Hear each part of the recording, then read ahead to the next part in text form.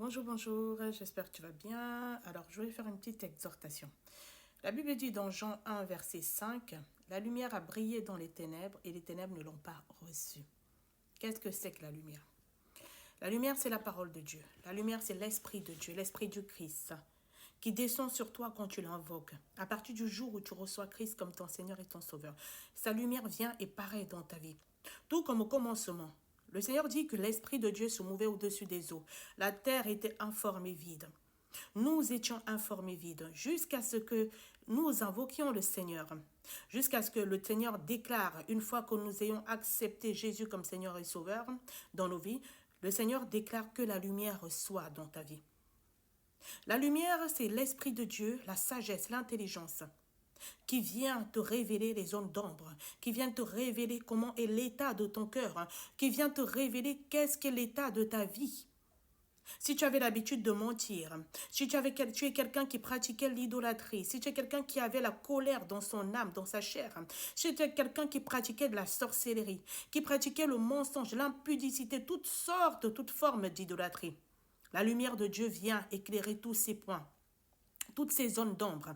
Il est de ton devoir d'accepter cette lumière, d'accepter que voilà, j'ai un problème, voilà, j'ai tel combat, j'ai telle chose qui me malmène depuis plusieurs années.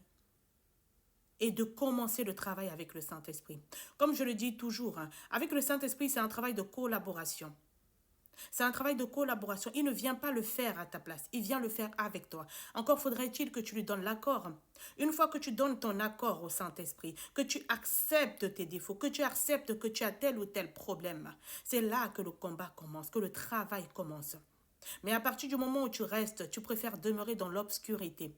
Tu préfères rester dans les ténèbres consciemment. La Bible dit que c'est lui qui met en nous le vouloir et le faire. Le Seigneur peut permettre un temps que tu restes dans cet état-là, que tu fasses le maximum de mal. La Bible dit une chose, Dieu crée toutes choses pour un but, et même le méchant pour le jour du malheur.